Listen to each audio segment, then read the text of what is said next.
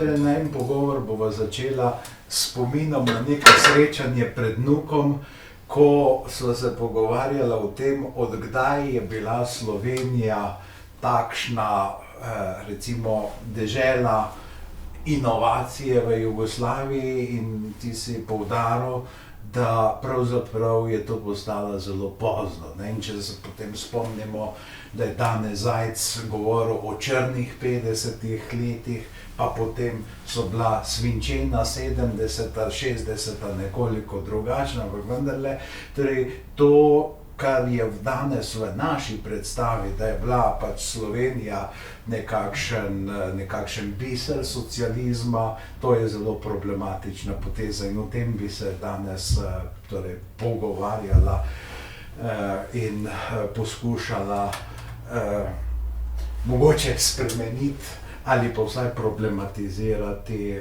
to splošno vednost, ki je pa tako ali tako samo zato, da jo problematiziramo. Ja, tukaj je par fenomenov. En je vsekakor tale, da imamo o sebi radi očitno najboljše mnenje.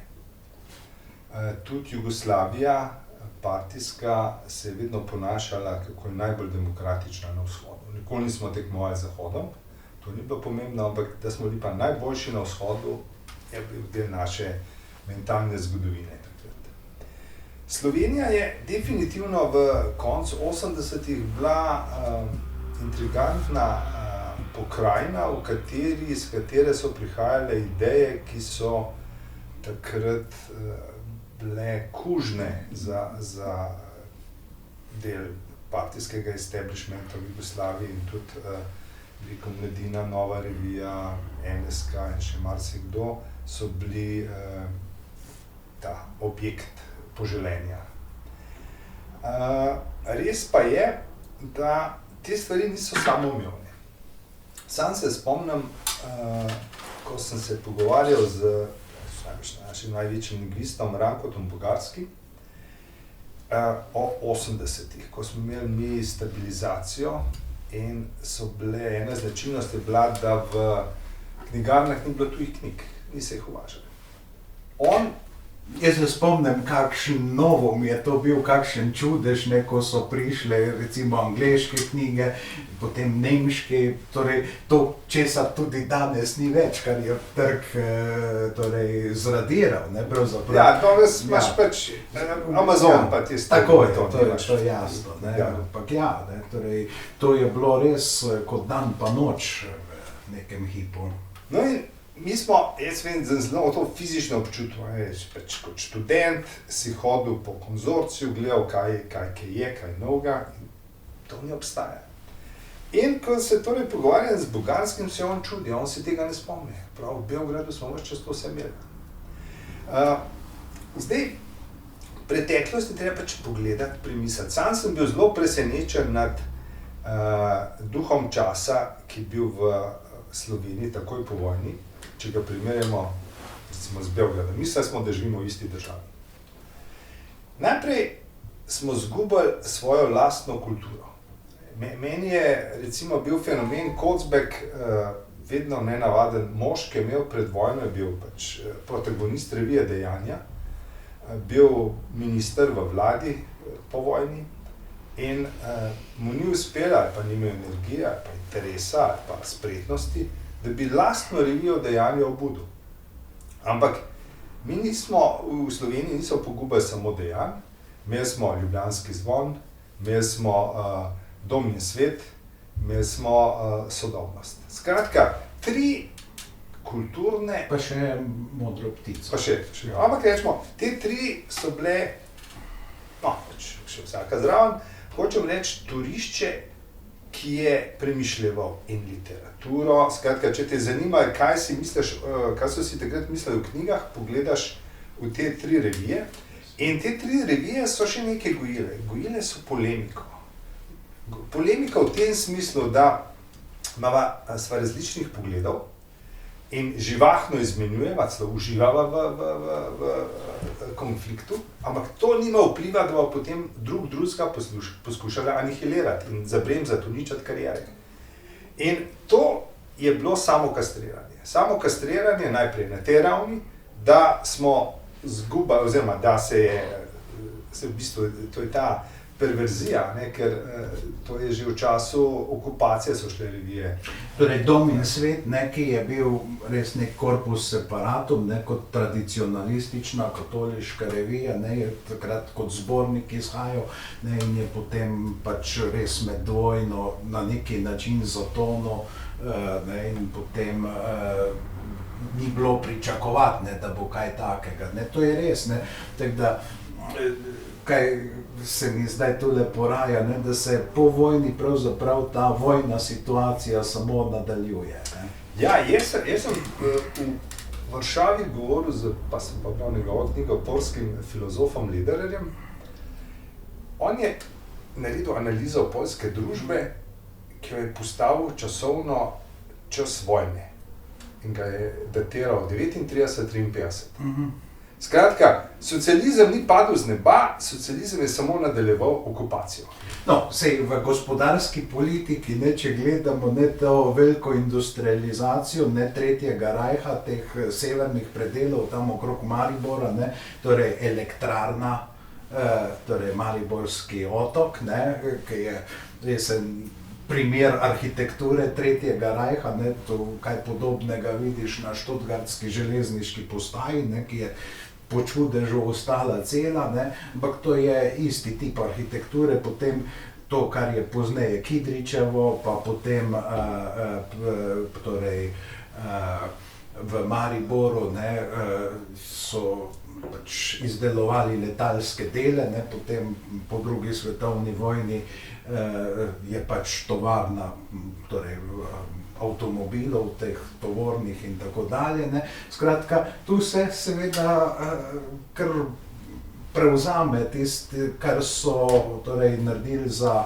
Tretji rajh, ne, potem je nova oblast to v bistvu nadaljevala, prilagodila seveda, ne, in na takšen, namesto 4-letnega plana je prišel pač 5-letni plan, ne, torej tako, ne, ki se je pa torej sfižil, ne, in ko Gillasa beremo, ne, potem vidimo, ne, kako Kidrič najprej zaostruje na neki način, ne, torej ta plan in ima dnevna poročila, ne, potem pa Gillas pravi, pa kdo to bere, ne, a sploh to lahko kdo prebere, ne, potem grejo v drugo smer, ne, in potem da Kidrič vzklika, ne, hura, še en kapitalistični ukrep, ne, ampak ja, ne, torej...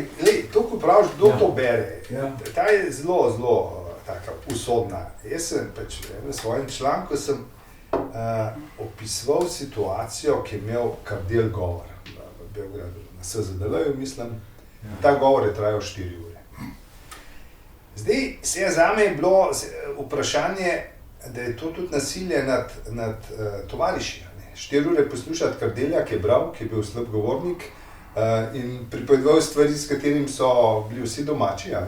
In potem sem nekje opazil fotografijo, na kateri sedijo pred skupščinskimi klubmi, so imajo fotelje, tam so pa Moša Pjade, Tito, ne vem še Rankoviča, kdo. Skratka, so mogli že rešiti, kako prenesti ta monolog. Znotraj same partije je bilo težko, no.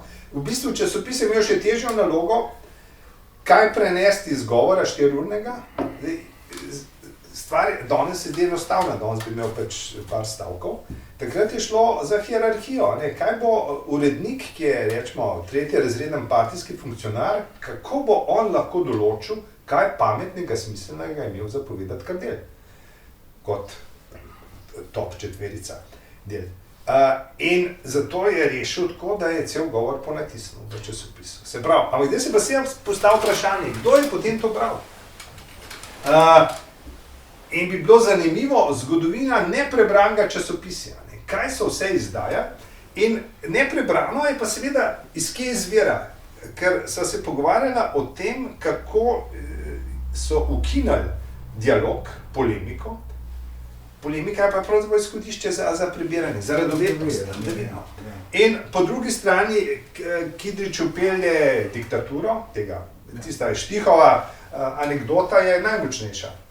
Štih kot partizan, kulturnik, potem v 70-ih piše, kako jih je takoj po vojni poklical Kidrič vse urednike in se ob 4 zjutraj, da je rekel, danes vas kličem prvič in zadnjič, da si ne dopustite, da še kdaj pišete in se odločate, brez da se z mano konzultirate. Se pravi, tam je šlo za upeljavo torej popolne diktature oziroma hierarhije, ki je onemogočala pravzaprav kakršenkoli dialog ali pa širino. Ampak to, kar se nam je zdelo, da je jugoslovanski model, če gledamo Beograd, leta 1945 so imeli tam časopis opozicijske demokracije.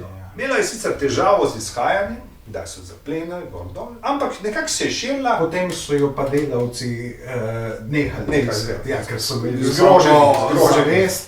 Še prej so jo pa policaji kurili. No, ampak karkoli že, ona je obstajala, o njej se je govorili, videli se je. Še huj, po vojni je bilo nekaj poslancev srbskih, ki so nonšalantno polemizirali s Kardeljem. Ampak v našem vedenju tega ni, ker časopisi niso poročali in je bolj ali manj zgubljen v sodnih arhivih, ki je imel kdo težave. To je zrasti Dragoljub Jovanović, k sreči je on potem bil, tako rekoč bi rekel, patološki pričevalec, ker je napisal spomine pa medaljone ljudi, skratka, s katerimi se je srečeval. Ja, to imamo srečo, pa takšen pričevalec je bil neke, recimo, tiste drugačne zgodovine, je pri nas Edvard Kocbek, tak sistematičen pravzaprav, čeprav je on pa veliko bolj osebni, medtem ko Dragoljub se zaveda, da bo to nekoč zgodovina in tukaj se tudi vidi, torej, ko gre Kocbek v to privatističnost pravzaprav, torej pričevansko privatističnost, torej on razume, kot da se je nekaj trajno spremenilo, ker to pri Dragoljubu Jovanoviću pa vidimo, da on ta komunizem šteje kot nekaj izrazito začasnega in prišel bo dan, ko bo ta moja literatura prišla na svetlo. In tudi je prišla, medtem ko so te prve izdaje, recimo v obliki skoraj da sam izdata, potem zdaj je vse natisnjeno, torej reprezentativno, ampak nekaj sem še prej me je ob teh govorih, torej malo kdo na Slovenskem ve za največji shod Slovencev v zgodovini. Torej, imamo zdaj celo neko spominsko obeležje, češ da je največji shod Slovencev v zgodovini bil tam v Lijaku, 53. leta, ko se je pač šlo za Trst, torej pozno poletje, zgodna jesen, skratka 300,000 ljudi. Žal ne pogledajo, kaj se je leto dni pozneje dogajalo in kjer je pa res bil največji shod Slovencev v zgodovini, to je Ostrožno, 350,000 ljudi se zbere, ampak ta shod je fiasko, ampak kaj sem hotel predvsem poudariti to, zakaj je bil ta shod fiasko, torej zgodilo se je pač, da je Jugoslavija se znašla v velikih gospodarskih težavah, torej suša je bila 52. leta, potem je bila čas od konca okupacije. Ja, suša, ampak 52. je res huda, torej za 20% nižji pridelek. Potem pride druga nacionalizacija zemlje, ko imaš lahko 10 hektarov obdelovalne zemlje, ker prva je bila takoj po vojni, kjer je pač bilo vse še drugače določeno in spet pade še za 20%. In zdaj to je 40% minusa in potem pride leto 54, ko se res zastavlja vprašanje, ali bo lakota. In maršal Tito govori na Ostrožnem in razlaga, kako Jugoslovani pojedo preveč kruha. Torej 200 kil na osebo je bilo približno, medtem ko na Nizozemskem 100. v Italiji 150 in tako dalje. Ne? Torej je še sir, pa morate delati. No, ampak je bil kot nekakšen nutricionist, pravzaprav, ko je opozoril, da itekako treba voditi računa, ne, torej o krompirju pa fižolu, ne, torej, ne, da to se pozablja. Povedal je tudi, da na kmetih se dela neracionalno, medtem ko delavci so v redu. Ne. In ljudje so preprosto začeli odhajati. Ne. Jaz sem govoril z precej pričami tega dogodka, da enostavno je v resnici bil neki veliki protest, torej z samim odhajanjem, ne, torej to ni dialoško dejanje, nas pač ni tukaj, ne.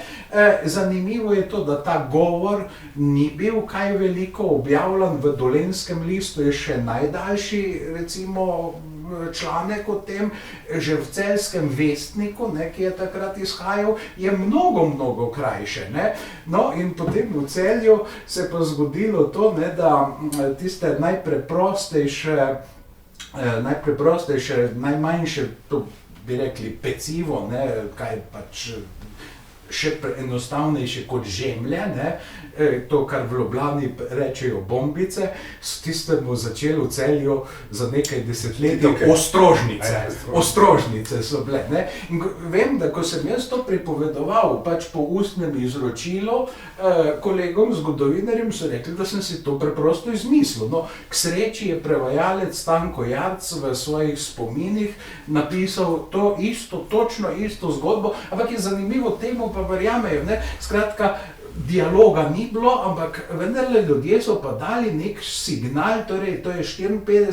leto, ne, in dokaz v tem, ne, da je to bilo neko mučno in tudi temno za režim, je to, da se to zborovanje, največje zborovanje Slovencev v zgodovini, torej časopisi pišejo, da ljudi bo toliko, kolikor je Zagreba, ne, 350,000 ljudi, ne, skratka, to je potisnjeno v ozadje, ne, zdaj nimamo tam praktično, torej, če pogledamo spomin, ne, na to zborovanje pri Ljaku oziroma Okroglica, ne, in Ostrožno, to ni nobene primerjave med enim in drugim dogodkom, ne, torej, ampak ne dialog je bil znamen. No, ampak, glej, to je odličen primer te razlike med Slovenijo, pa recimo Beogradom.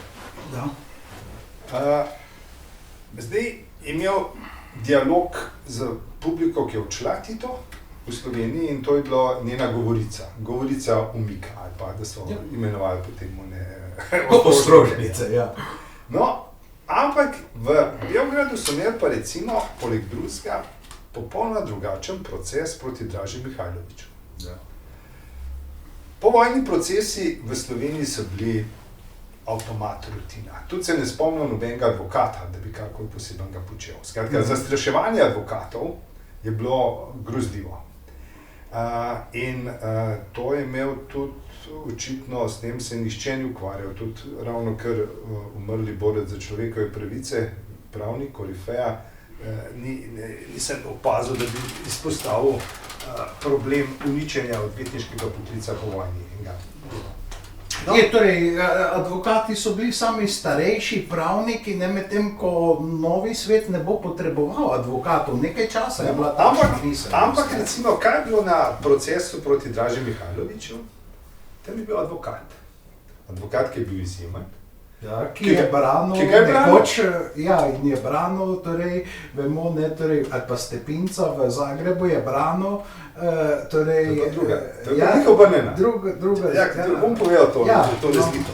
No, recimo, advokat ga je, torej, branil, zahteval je besedo, argumente, gor dol, in to je tako znerviralo Tita, da je imel v Črni Gori en govor, v katerem je napadal advokata. Kaj se je ta advokat misli, kako bo on zdaj zlorabljal našo svoboščine. In potem, ko mu Dražu Mihajlovića obsodijo na smrt, kmalu zatem pol še njega obsodijo in ga dajo v zaporu umre. Se je pol tisti cinizem, ki je hotela vdova truplo, pa so sporočali, ja, še ni odslužil kazni, ga še ne moramo dati. Tisto, ko si omenil Politeja, ki je branil Stepinca. Kaj je zanimivo, ne, ker je branil prej maršala Tita, ko še ni bil maršal. Ja, zato je on preživel brez zapora. Ne? To je bila zdaj ta razlika. Ampak stranke so mu povsem vzeli praktično. Ampak je vsem velika razlika, a ti sam stranke vzamejo, ne da te zaprejo. No, hočem reči, kaj bo. Torej, v Beogradu so ljudje slišali, videli advokata, ki nonšalantno, kot da živi v kraljevini, v zahodni demokraciji, brani svojega klienta. Ker tam je bil očitek, zakaj ga ne napada, zakaj nam ne pomaga sodišče, da ga boš obsodil. Skratka, ta duh upora ali pa pač procedure, čisto formalne, pravne, je drugače bilo. In ko omenjaš, si omenjal pač tisto leta 54, leta 53 Džilas ustanovi Novo misel. Revijo, ki jo ima skupaj še z Krležo povabi in Oskar Davičo, serija pomembnih ljudi duha. Ampak kaj noter, jaz sem zadnjič gledal. V tej reviji je objavil tudi Boris Ziharov članek. Ampak to ni pomembno za zgodovino. Tisto bolj fascinantno je, ker čez 8 številk se je pa nekdo javil in napisal kritiko. Boris Ziharov je pisal Sartrov eksistencializem in ga je kot proruskega predstavil, prosovjetskega, na kar je šel nekdo analizira citat po citat in je gotovo, da to, kar piše Ziharov, tega sploh ni. Skratka, imeli smo kulturo v Beogradu spopadov, spet vračanja v številkih. To je najmočnejša polemika. Pri nas je bil Ziharov bog, ko je postavil svoj socrealizem in tudi bil je en prvih, ki je napadel oziroma obsodil Džilasa. In to je bila Slovenija. To je bila Slovenija in recimo te zgledi iz Beograda se niso preselili v Ljubljano. In če še pri Džilasu dodam eno zgodbo. Džilas je pisal svoje genialne članke v borbi, ki je pri nas izhajala pod imenom Ljudska pravica hkrati. In to je bilo nenavadno. Imel si une plahte, dolgočasne, njegov živ vehementni članek. In jaz opažam enkrat, da je nekaj podobnega napisal še nekdo pri nas. Napisal je Stane Kavčič. En tak podoben stil je prevzel. No, ampak čez 14 dni smo pa videli njegov članek v popolnoma spet birokratski latovščini, je očitno začutil, da se je smer spremenila. Skratka, niti bi rekel, tega Džilasovega vala pravzaprav ni bilo kaj dosti. Ni. Jaz sem pred nedavnim prebiral od znanega srbskega zgodovinarja Bojana Dimitrijeviča biografijo drugog človeka, torej Rankovića. In tam je pač, ker Rankovića pač spremlja NIMP, da je nadzoroval vse in vsakoga, torej od najvišjih do najnižjih. Ampak tam je zelo utemeljeno, dobro utemeljeno in treba bi vedeti, da Dimitrijevič je kot svetovalec srbskih visokih politikov imel dostop do arhivov, do katerih še mnogi ne bomo mnogo časa imeli. In je videl tiste stvari in je tudi napisal, da te tajne službe, kakorkoli so že pač se imenovale, torej so v Jugoslaviji bile pravzaprav vedno trodelne. Torej Ranković je imel nadzor Bosna in Hercegovina, Srbija, Črna Gora, Makedonija. Slovenija je bila zgodba zase, ki gre že od Vosa naprej. Hrvaška je pa zaradi Iva Krajačiča Steva, ki je imel nek direkten kontakt z maršalom Titom, svoja zgodba. Da je bila ta tajna služba, ki je v komunističnih režimih vedno izjemno pomembna, ker da je bila trodelna, kar je zelo netipično, ker recimo, ne, mi smo vajeni zdaj te običajne države monteskjejevske delitve, ne, kot so trije vzporedni stebri, ne, torej tri oblasti, ne, torej zakonodajna, izvršna in sodna, ne, medtem ko je v komunizmu pravzaprav nekakšna trojna glazura oziroma trojni namaz, ne, torej najnižje je ta državni nivo, potem to vse skupaj zacementira partijski nivo in potem nad tem je pa tajna policija, ne, ki se jo bojijo pravzaprav vsi, ne, se jo partijci ravno tako bojijo in se bojijo državna oblast, ki je pač še pod nadzorom te partijske oblasti, ne, in potem zgoraj je pa ta veliki poglavar, kakorkoli se imenuje, ali je to kolektivni šef, ne, ali pa je to en sam človek, ne, zanimivo, ne, mogoče bi bilo v tej smeri iskati, ne, da je ta avtonomnost slovenske oblasti ali pa hrvaške oblasti, pa, torej ostali pa ta konglomerat, ne, pod Rankovićem, da je vendarle to vplivalo na razlike tudi v tem vsakdanjem življenju, torej na pojavljanje dialoškosti, ne, kot principa dialoškosti, ne, da je tega v Beogradu bilo seveda mnogo več, ne, torej, da si maršalu Titu so tam rekli preprosto Broz, ne, torej to je bil njihov diskurs, ne, torej že so s tem samim imenom, ne, so pač povedali. No, tudi, veš kaj je bilo? V Beogradu je bilo nekaj zanimivega. Bilo je ta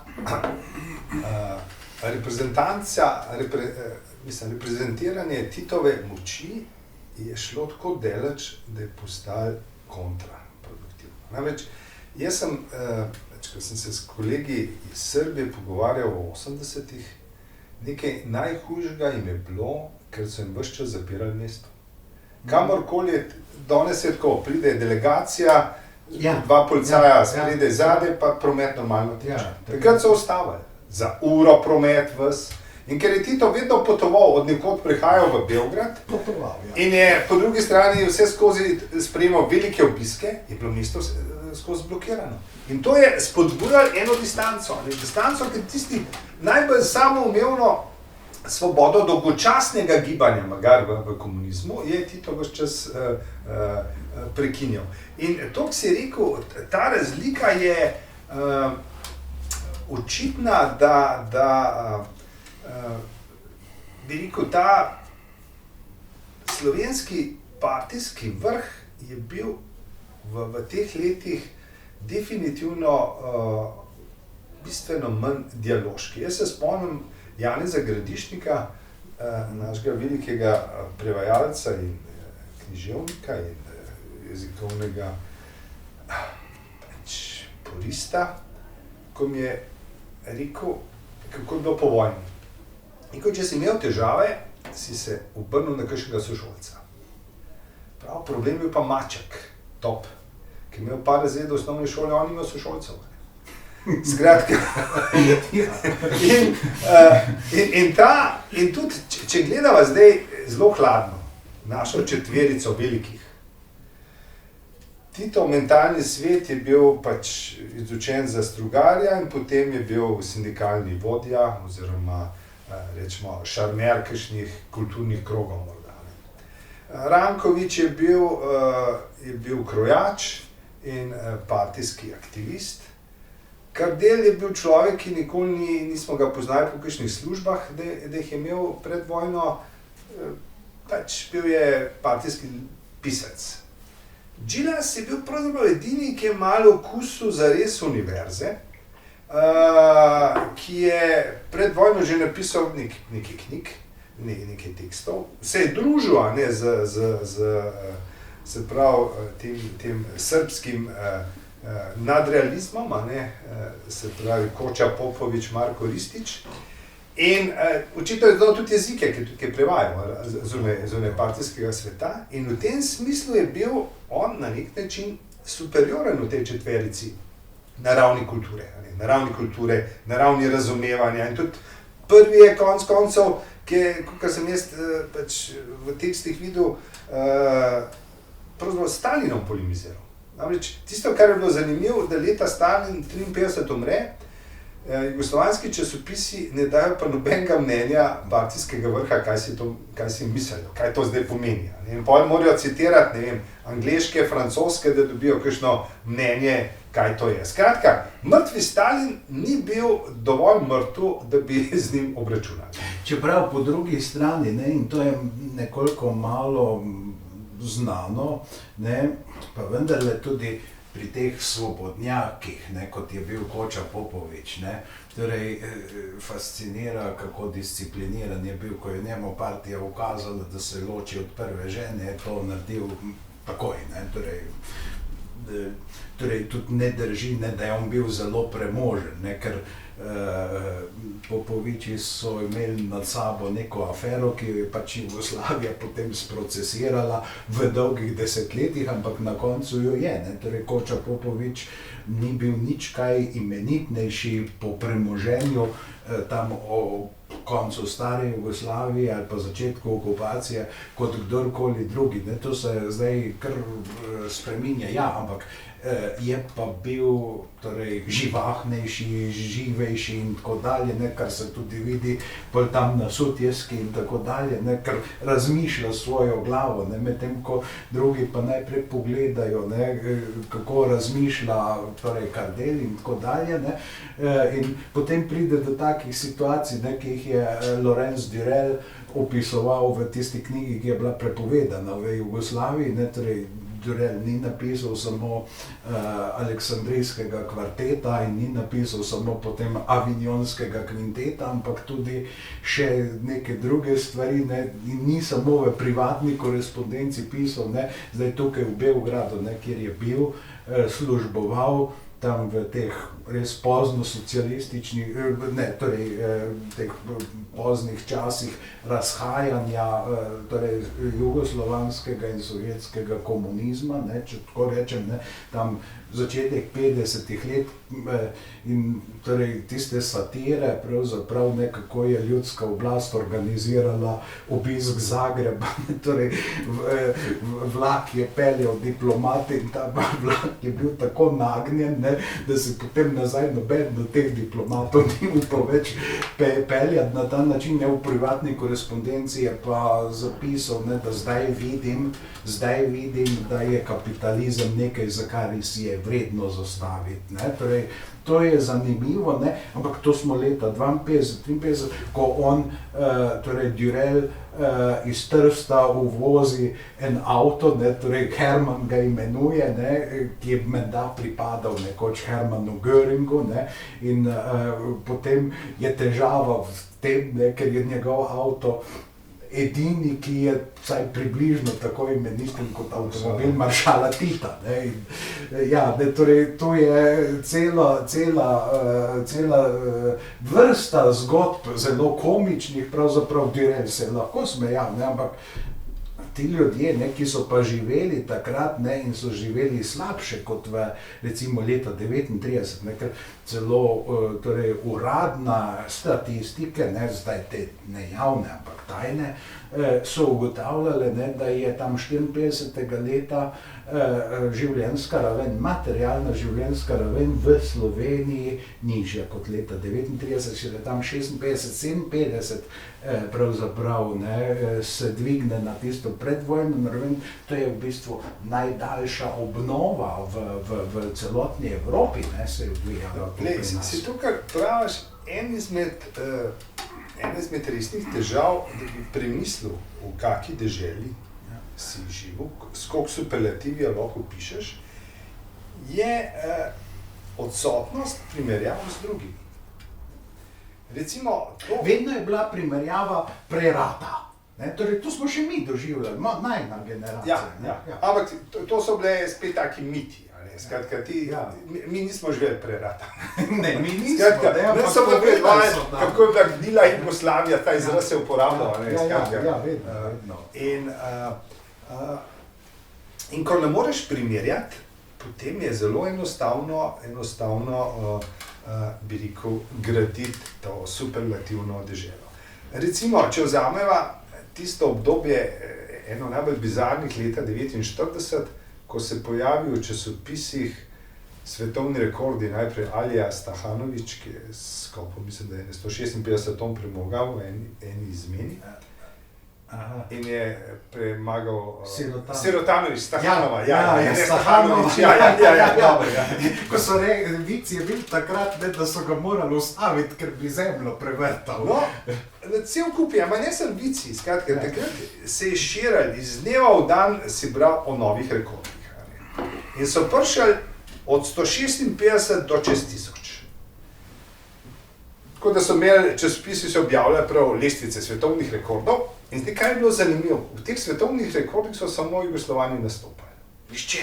Razen prvič, ko premagajo Sovjeta Stahanova, potem nobene primerjave z nikogar. Nihče se nič ni vprašal. Nihče se ni vprašal, kako je to mogoče, da ti za 5-krat povečaš proizvodno. Ena izmed variant je to, da prej predpostavljaš, da nihče nič ni delal, ne? Tako kar je naredil Andrej Žid, ko si je ogledoval Sovjetsko zvezo pa udarnike. Stvar je bila, v časopisih si videl, kako je moglo biti komično, ker za enega izmed bodočih rekorderjev so pisali, mu pa ni uspel, ker je ta dan pa zmanjkala elektrika. Se pravi, ampak to bi, recimo, te velike norosti, ko je recimo za pol leta so časopisne naslovnice prevzeli rudarji, ki niso nikoli prej ne bili, junaki.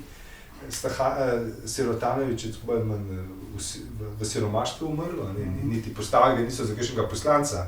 In tle je bila zanimiva partija. Teh svojih junakov ni rekrutirala pol v svoj, recimo, aparata. Čist tako.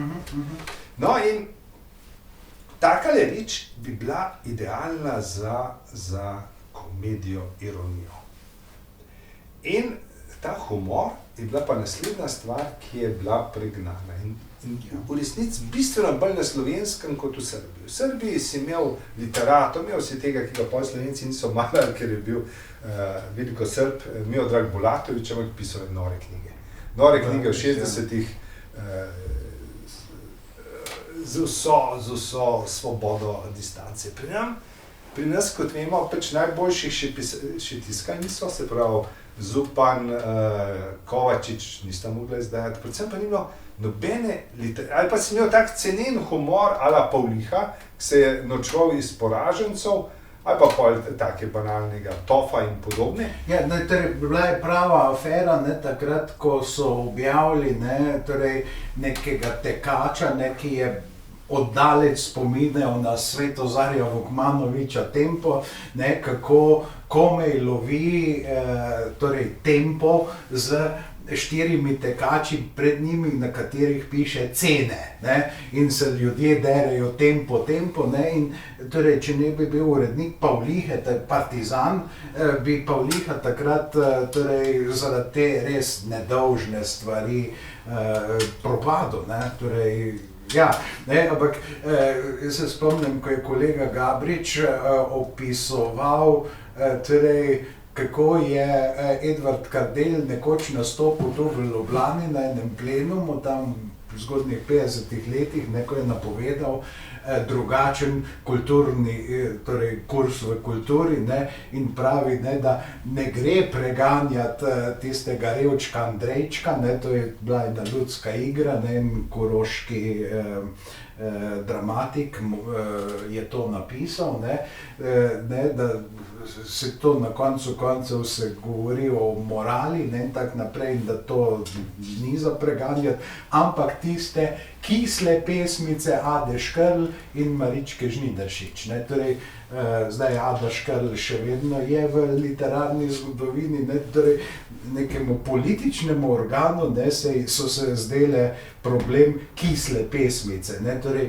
to pomeni intimistične, ne, in potem pride, ne, ta obračun v kulturi, ne, z Kocbekom, ne, ki vemo, da je vse kaj drugega, ne, ampak ko zdaj razmišljam, ne, da je tudi kolega Gabrič napisal neko knjigo, da pravzaprav opozicije ni bilo, ne, kako, torej leta 45, da se je pač ura iztekla, ne, torej če malce zaostrim, in da se tako ali tako ni organiziralo. Sam se človek vpraša, kako bi pa se, ker jaz sem videl pri svoji stari mami, da je morala imeti tam nekje septembra meseca 45 neko posebno dovoljenje od lokalnega kloja, da je iz Grobelnega šla v Celje. Ne. Torej, gibanje je bilo zelo, telefonov ni bilo, ne, in kako bi se pa tudi organizirala katera koli stranka. Ne. In ne, če pogledamo še nekaj, kar je pa zelo malo znanega, ne, torej, v tistem času jugoslovanski politbiro razmišlja, da bi Jugoslavijo ukinil.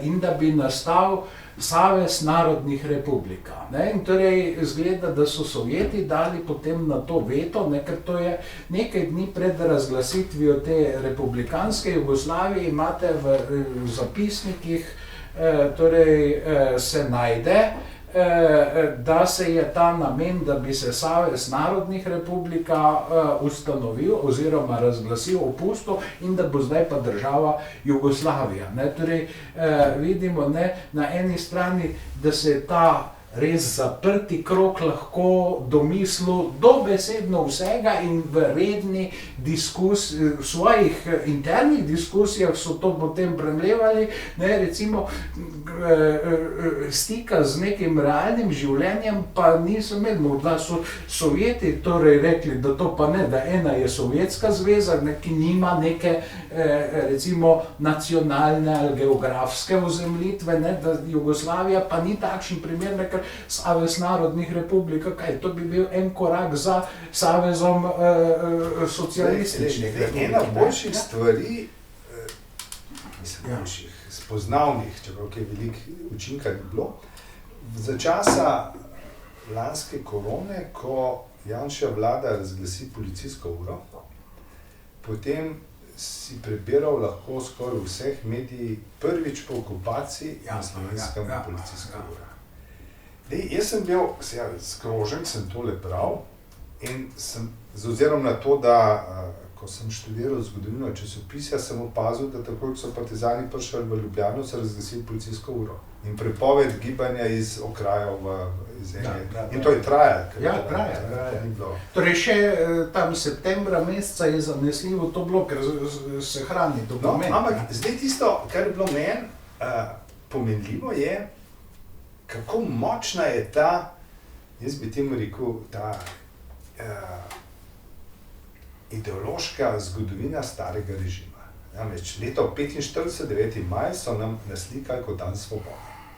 Svobode si ne znaš predstavljati pod svobodo z policijsko uro. Skratka, in to verovanje novinarjev je bilo tako močno, da da ljudje, ki niso šli nikoli študirati zgodovine, kaj je bilo, ali pa vsaj starih časopisov, se mi zdi samoumevno, da to je bila svoboda in do Janše se kaj takega ni moglo zgoditi, če le Janša lahko tak, ki upile okupacijske metode. Ja, diktatorship je to prejšnji. No, hočem reči, to verovanje je takšno, da nadkrili dejstva. Pa sem jaz o tem pisal pa takole malih zbodov, da me zanima, če bo kdo kaj popravil. Nihče izmed časopisov ni, bi rekel, napisal popravka, da je bila diktatura oziroma policijska ura tudi po osvoboditvi. No, ampak to, ko si omenjal tezo, da na Slovenskem ni bilo opozicije, to je seveda, poglejmo faktično. Če si bil v zaporu, pregnan, če so ti zaplenili tiskarne, bi rekel, časopise, če je bila, tam je pa bila strahovlada, če smo imeli strahovlado, je bila takrat strahovlada, pa se ne opiše ta čas strahovlado. Kot rečeno, bistveno hujša, neprimerljivo hujša kot v Beogradu, pod istimi rdečimi zvezdami. Rdeča zvezda v Ljubljani je bila, jaz ne vem, recimo tudi ta primer bi ga bilo zanimivo primerjati. Ko Polič, policijski minister, izda ukaz, s katerim, z neko uredbo, s katerim so odkopali grobove domobranskih častnikov, ki so bili med vojno pokopani, pa Bana, pa še parih, se pravi, tega ubitega Erlicha. Če pomislimo neko bestialnost, tega zdaj pa nimamo, to bi še nacizem bil kdaj kaj sposoben, da ti odkoplje grobove in mrtve nasprotnike, ki tega kakšni še niso bili, odpelje. Tisto, kar bi ena taka zgodovina Jugoslavije veliko povedala, a so kaj podobnega naredili v Beogradu, oziroma kdaj se je to počelo. Po drugi strani je pa te stvari potem pokažejo še dodatno, kako je režim močen. Da nima vpliva samo zdaj na žive, na zdajšnje besede. Tudi on je lastnik trupa, lastnik spomina, lastnik vsega. Tako da v tej situaciji, in tudi če pomislimo nekaj, tisto farso naših volitev,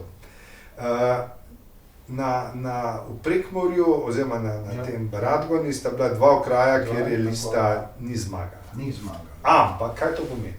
Kdo je bil pa izvoljen? Namreč, ker te volitve so bile pravzaprav čist strukturna farsa. Namreč, druga stran ni imela svoje liste. Skratka, zadošča, da si imel enega in ta je zmagal. Torej, na Slovenskem je bilo stanje, bi rekel, grozljivo v tem smislu. In tu, če pogledamo, če bi gledala razvoj revija, ta humor, ki je pomemben, ker humor omogoča sovražiti nasprotniku govorico. Lahko spregovorim, vsaj v humorju. Konec konca se je jasno, oni najmračnejši časi srednjega veka so poznali vedno humora. Torej to, ljudsko kulturo, karnevalizacija in tako dalje, to je dejstvo.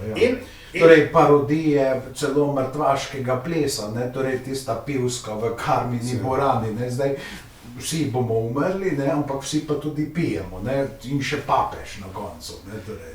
In zdaj, če gledamo, kaj je bilo v časopisu ena močnejših ironij, so bile kakšne take stvari kot črkovne napake. Recimo tisti tip dan norca namesto dan borca. Ali pa ob smrti Kardelja, Kardelj je imel rad sobarice namesto borce.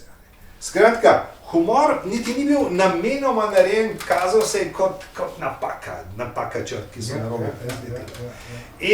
In to je bila katastrofa. In recimo uspeh Mladine v 80-ih je bil v veliki meri povezan z pohodom humorja. Samoironije, ironije do nasprotnika, ker ti je omogočal, da si rekel več, kot bi v kritiki rekel.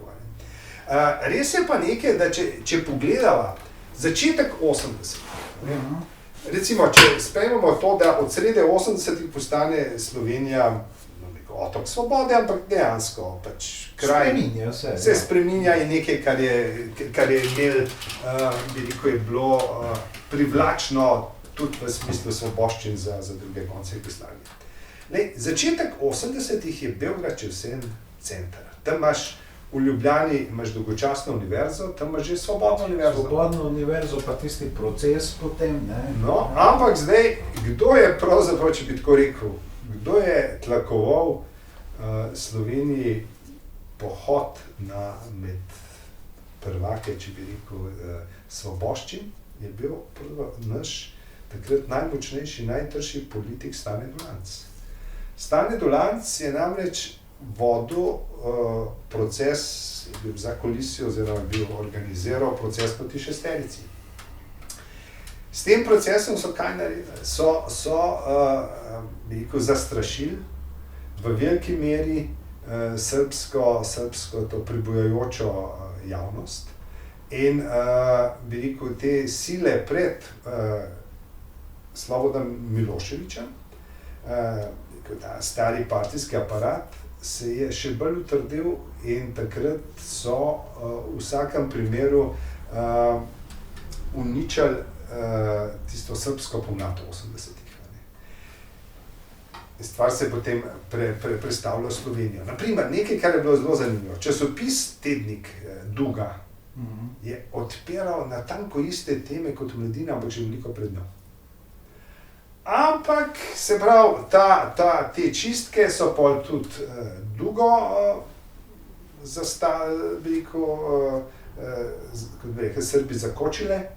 In tako da o Dahu oziroma o Golem otoku potem prva piše Mladina Skostasiča, ne pa recimo Duga. Ja, ampak mogoče je tukaj razlika pač v tem, če pogledamo, kaj se v 60-ih letih dogaja, ker je neka velika odjuga pravzaprav, torej, Praksis, ja, seveda, ni v Sloveniji, ampak vendarle, torej, in potem, kaj se v 70-ih zgodi, kot je pravzaprav notorno je to, da v Sloveniji takrat prevladajo res borci iz druge svetovne vojne, torej Kardeljeva grupa. Medtem ko v Srbiji so to vsaj mlajši borci bili, kaj to pomeni, da tisti bojo imeli nekoliko daljši generacijski potem radius, ker nekje, torej Titovim borcem je jasno, kdaj se je ura pač iztekla. Torej, Edvard Kardelj je umrl 1 leto poprej, tako da je recimo to, kar se je zgodilo v tam začetku 70-ih let, vendarle potem zelo vplivalo na ritem dogajanja. Torej, v Srbiji so verjetno ti trdorokci bili še bolj pri močeh, ni bilo smene generacije, tako kot je tukaj pač v Sloveniji bilo, takrat, ko je bila tudi simbolna zamenjava straže, ker Titov pogreb je vendarle pomenil to simbolno zamenjavo straže, se je vsakdo vedel, da nič več ne bo tako, kot je bilo do takrat. Torej, na neki način to, kar se dogaja v ta obračun potem z 60-imi leti, z temi mlajšimi ljudmi, ki bi bili recimo naslednja generacija, ki bi morda uspeli kaj modernizirati, torej ali socializem ali pa tudi nasploh Jugoslovansko federacijo, ti ljudje so bili seveda onemogočeni, ampak kdo je to izvedel, torej v Srbiji, tudi na Hrvaškem so prišli vendarle to mlajši ljudje, medtem ko v Sloveniji je pa to bila vendarle Kardeljeva grupa, skupaj seveda z nekimi mlajšimi, ki so bili pa v te grupe popolnoma. Čeprav veš, tudi ta moment ni bil nikoli zares tematiziran v širino. Recimo, liberalizem se kaže kot, imeli smo 3 do 4 pojavne oblike, Kavčiča v Sloveniji, 3 pa na Hrvaškem, Nikeziča pa Latinko Perović v Srbiji, pa še makedonsko, tako Crvenkovski. In kot da smo imeli zdaj 4 pojavne oblike iste zadeve. Če gledamo malo bolj vsebinsko, je Kavčič, jaz bi ti bolj opisal razmah tehnokratizma, skratka, biznisa, poslovnosti, recimo na ravni kulture se nekaj silnega ni zgodilo. Skratka, Hrvaška tam je vrela, tam so pisali pravopis hrvatskog jezika naenkrat, skratka, v tekstov. V Srbiji, recimo, če bi gledali zanimivo filozofsko fakulteto v Sloveniji, bi rekel, Kavčičeva doba ni prinesla ničesar. Da bi se spomnili, da bi zaradi v tej dobi nastali, recimo na filozofiji, karkoli. Ja, nova šola. Nova česar, nič. V Srbiji je šlo to za velike. Konec koncev imel si praksijsko čulansko šolo, ki pravzaprav Slovenijo skoraj nič nista imela, razen da sem pa tja, kdo je Slovenijo šel tja na počitnice. Skratka, na tej ravni smo imeli tam veliko močnejše notranje, bi rekel, prestrukturiranje in spet brez kakršnega koli silnega vpliva na Slovenijo. To z bi rekel, starimi silami, ki potem spet pridejo na povrh v Sloveniji v 70-ih, se drži. Je pa mogoče bi bilo zanimivo videti, kaj se je dogajalo, če bi čisto gledal tisto genezo 80. leta, kljub vsemu, zakaj je v Sloveniji takrat uspel nekaj več kot v Srbiji? V Srbiji je bilo jasno, bil je Dolanc skrbnik in je to uničil. Hrvaška si imel izjemno močnega Stipe Šuvarja, ki je bil tudi vladar. Slovenija, jaz ne bi rekel, da je šlo za liberalnost ali pa za demokratičnost kakšnega Milana Kučana, ampak je šlo najbolj za to dejstvo, da ni bilo velikega voditelja več tukaj. Dolanc je bil v Beogradu, tukaj je šlo pa za na nek način spopad ene serije politikov. Meni tisti manjkajoči del slovenske zgodovine mene najbolj intrigira, pa še nisem nikjer slišal o njem, kako so izbirali recimo svoje prvake. Kako so izbrali šefa Zveze komunistov Slovenije leta 86. Nihče ni bilo to nekega glasovanja, ker si predlagal. Skratka, kdo se je dogovoril? Kdo so bili te, ki so se med sabo sporazumeli? Kdo je pripadal, kateri klani so bili? Skratka, po Kardeljevi smrti in Titovem odhodu je partija, saj očitno tudi na Slovenskem, se parcializirala. Skratka, no, rekel sem šle sekte, ampak šlo je za, ni bilo več, jaz bi ti rekel, enotnega povelja, nedoumljivega. Saj ti se je bilo že očitno v Kavčičevem času, ko pride v Ljubljano profesor Žebot, ko mu da Kavčičeva vlada dovoljenje, skratka, veliki naš profesor in medvojni, predvojni politik. In potem, ja, čeprav ne, torej Žebot ne, v 60-ih letih je zagovornik, ne, torej zelo izraziti, ne, torej teorije konvergencne med socializmom in svobodnim svetom, ne, torej da vendarle to nista stvari, ki bi morale nujno pač trčiti druga ob drugo, ne, torej je napisal eno knjigo, ne, ki je posvetil spominu predsednika Kennedyja, ne, in če pomislimo, ne, da je bil na Georgetownu, ne, to pomeni, tam se izobražujejo upravitelji Združenih držav Amerike, ne, torej, ja, no, gre v kontekst tehnokratizma. Ne, hočem ti točno to reči, lej. Tehnokrat, kot je bil Kavčič, ni videl problema, skratka, propulziven ameriški profesor slovenskega rodu, zakaj ga ne bi vzel. Ni pa šel spraševati Kardelja. Kardelj okrog je pa seveda takoj, so se spomnili, njegovi fantek so kot vosovci po Ljubljani letali in iskali Žebota, da ga likvidirajo, zdaj ga pa srečajo, mislim, se to bi bilo za dramo narediti. Če pomisliš, nekdo, ki je imel akcijo ustreliti Žebota med vojno, gre po Miklošičevi in ga sreča. Se bi takoj potegnil pištolo in ga počel, samo zdaj toliko zavedajoč, da je pa to zdaj ameriški državljan, da je to pa svetovni konflikt, a ne, pač tega pa ni naredil, pa so pritisnili na Kavčiča, da so ga hitro znali. Ampak hočem reči, tle je bilo že očitno, da je šlo za spopad, ali pa dve liniji, ki nista bile ravno popolnoma usklajeni vsem v nekih točkah. Tako da jaz ne bi rekel, da je na Slovenskem bil ta razmah pol svoboščin v 80-ih vzrokoval v drugi drži partijskega vrha, ampak da je bilo ena serija zaradi nemoči tiste prejšnje strukture, ne, torej, da je ta troslojni namaz pokal, ne, je pa važno, ne, da je tajna policija vendarle tukaj bila tukajšnja, ne, torej oni so vendarle bili v neki opoziciji do tistega, kar se je dogajalo v Beogradu, ne, Beograd je bil pa potem seveda po Brionskem plenumu pa tudi razmajan, ne, torej, ker sta ta brata Mišković imela potem škarje in platno v rokah, ne, torej eden v vojaški, eden v tej civilni, ne, tajni policiji, ne, tako da Slovenija je zaradi teh različnih razlogov, ne, ki so pa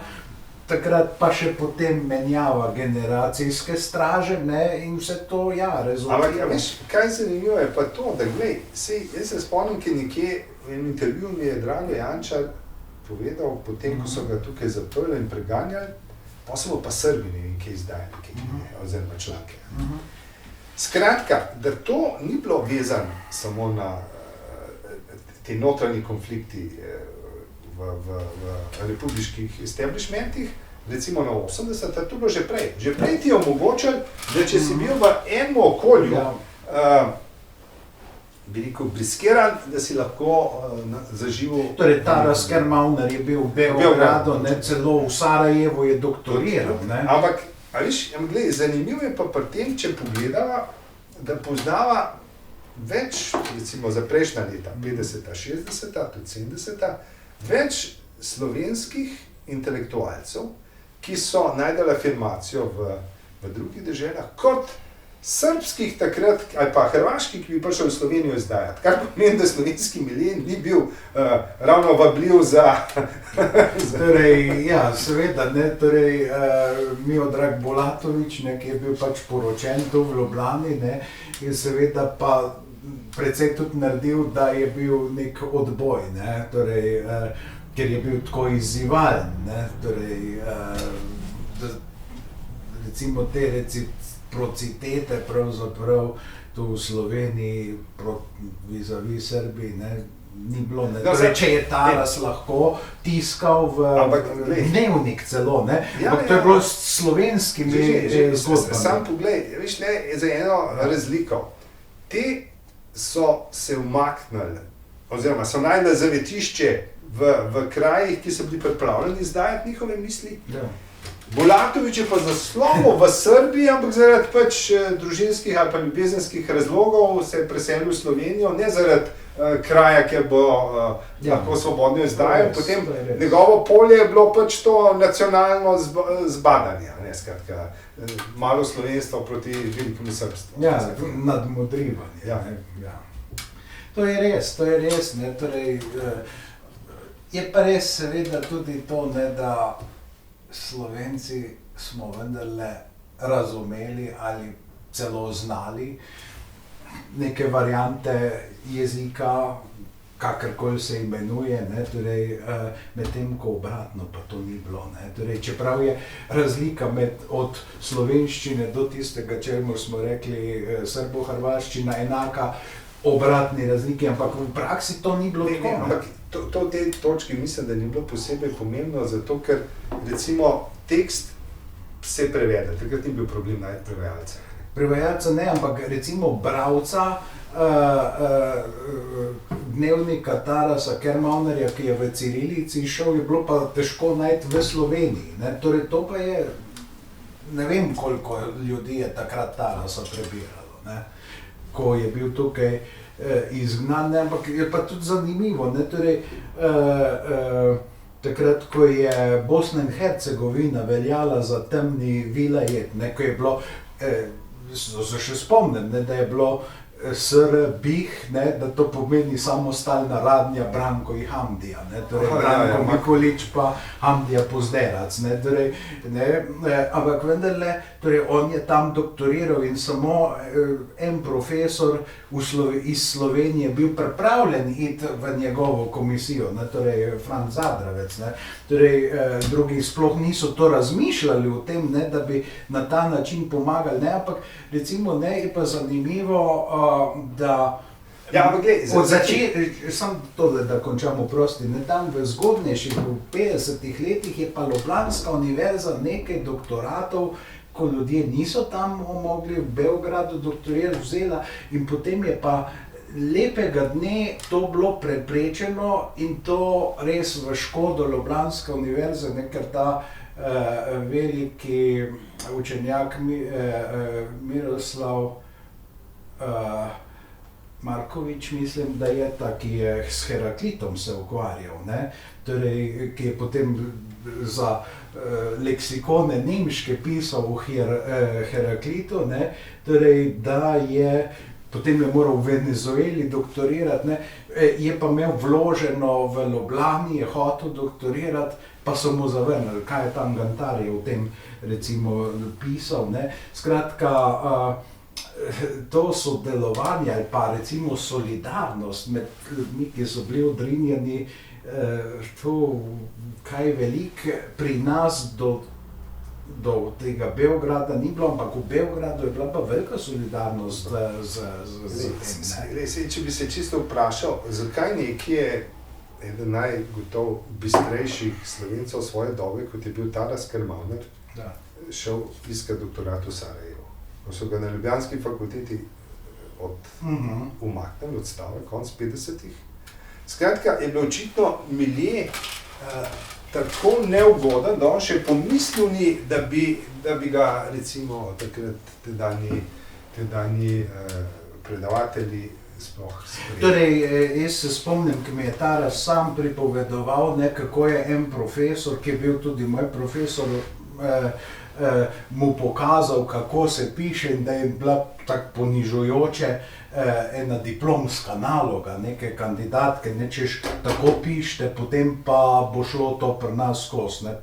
Torej, zanimivo, samo, kot sem že rekel, profesor Zagrebec je bil pripravljen biti v njegovi komisiji, torej od Slovencev, nihče drug. To je tudi še dobra tema. Jaz se spomnim tudi Predraga Matvejeviča, ki je pravil, kako je Andrej Capuder pravzaprav doktoriral tudi pri njemu, s podobnimi težavami. In kar seveda govori o grozljivki, če pomislila, da če si bil intelektualec v deželi, ki je imel eno samo univerzo, in če si prišel torej v kratek stik, nisi imel nobene možnosti delati akademske kariere. Pa niti ni bilo treba ideološki, ampak čisto personalni kratek stik. In v tem smislu je pa bila Jugoslavija, je dajala pljuča, da nekateri so lahko preživeli, če imel dovolj energije, da šel v drug krog, v drugo republiko, da je, in to je, kakorkoli je paradoksalno, je ravno ta več republičnost pravzaprav dajala tudi nekaj več demokracije v starem režimu.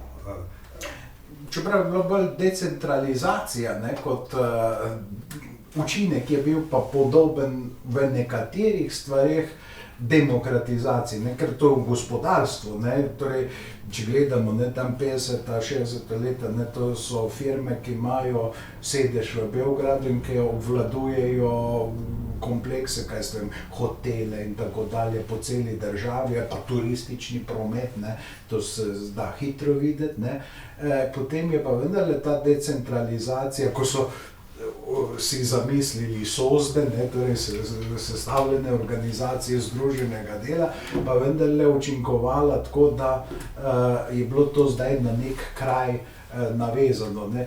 Zdaj, v Srbiji so pa temu rekli refeudalizacija pravzaprav, ker oni so pa res izgubljali takrat moč, in to je zanimivo, kako so ti nasprotniki liberalcev, teh partijskih liberalcev, torej ki so potem prevladali v Srbiji, pravzaprav Srbijo napravili za užas, ker užas Srbija, užas. Torej, Srbija nikoli tako malo tudi v politiki ni pomenila kot recimo po tej zmagi teh starih sil. No, kaj je zanimivo, kaj se je tudi zgodilo v Srbiji po zmagi starih sil, oziroma še pred sojenjem četverice, je šesterice, je se pa dogodil največji množič, ti si govoril o tistem slovenskem gibanju, takrat lakote, proti lakoti, kako je že bil. Si imel, mislim, da leta 1983... Takrat je Amerika rešila situacijo, torej administracija Eisenhowerja. No, ampak, gled, leta 1983 se pa zgodi, jaz bi tako rekel, največji kolektivni upor, edini veliki upor, ki je bil pa drugačen kot te, ki so šli domov, tvoji, se ti jih edini spomniš, ti zgodovinari ne verjamejo, da... Ja, ne verjamejo. Tvojim spominom, ne da bi šli gledati, pravzaprav pa vprašati, kakšnega tvojega sodobnika. No, leta 1983 imaš v Beogradu upor ljudstva. Zgodi se, da umre Aleksandar Ranković. Da, pogreb, ja. In mediji sploh ne objavljajo, reklamirajo, ne pripovedujejo, na kar se zbere tam več kot 100,000 ljudi. In iz pogreb se spremeni v miting. Ko tisti ni več podoben pogrebu, ker tam so navijači. Ko gre truplo, mu skandirajo leka, kot športni fan. Skratka, in Leka je tam presegel, bi rekel, partijskega vladarja, je utelešal uporno Srbijo. Utelešal je Kar je paradoks, ne, ker se je on tam na Brionskem plenu dobesedno vzdal in nič ni poskušal potem, nikoli. Nič. No, ampak kar je zanimivo je torej, da imaš tam erupcijo, prvo erupcijo nasprotovanja, da si počel, skandiral, si imel demonstracije, ki niso bile zaželene. Vedno so bile samo take demonstracije, ki so zaželene. Jaz sem zdajle rekel, kolega, sicer zelo cenim, Tomaž Mastnak je se čudil ob zdajšnjih policijskih akcijah in je rekel, kaj tacga v demonstracijah v partijski državi ni bilo. Sem pozabil, ni upošteval tega, da tam je bila taka zastrašenost, da nikomu ni na misel padalo, da bi neke upadnice šli za sest, da bi to ponavljali iz tedna v teden. Konec koncev tam je bilo jasno, da se ne demonstrira. Sploh pa, če vzamemo demonstracije leta 60, po zgledu francoskih, sicer spet v Beogradu je bilo neprimerno za Ljubljano, ki je bilo pač operetno. In kaj je zanimivo? Ti imaš silen upor študentov, silno, recimo, strast. Ampak nišče pa ne protestira proti Titu. Jaz še nisem videl protestov proti režimu, ne da bi nasprotoval. Tisti, ki je bil simbolni in stvarni vodja. Celo nasprotno, ne, torej, ko je imel Tito govor, so študenti je bili, torej Tito je z nami. Ne? Z nami, ja. No, ampak hočem torej reči, ta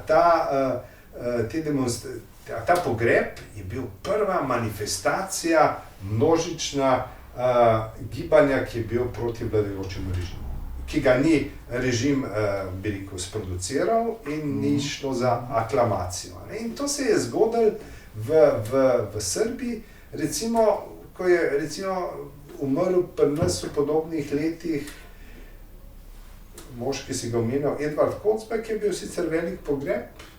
Ja, veš, je bilo pa res zelo zastraženo, torej kolega, ki je bil njegov osebni prijatelj, torej iz Velenja se je peljal na pogreb, je bil 3-krat legitimiran in preverjen, ko je rekel prvič na prvi kontroli, da gre na Kocbekov pogreb, pa je bil še drugič na Trojanah ustavljen, pa potem še pred Ljubljano, in tudi pogreb je bil v zasilno nenavadni uri, torej dopoldne, mislim, da je bilo, torej zelo... Kar potrjuje, da je očitno slovenska udba bila veliko trša od srbske, do tovrstnih...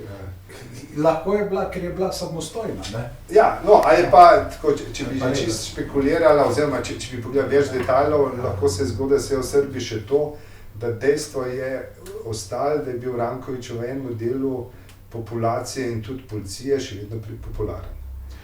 In da lahko zato ta tolerantnost. Tudi vzor, recimo, neke skromnosti med funkcionarji, relativno, torej on ni veliko stal, v primerjavi z maršalom Titom, torej on je bil pravi asket, torej in ljudje so to cenili, torej zato je on lahko.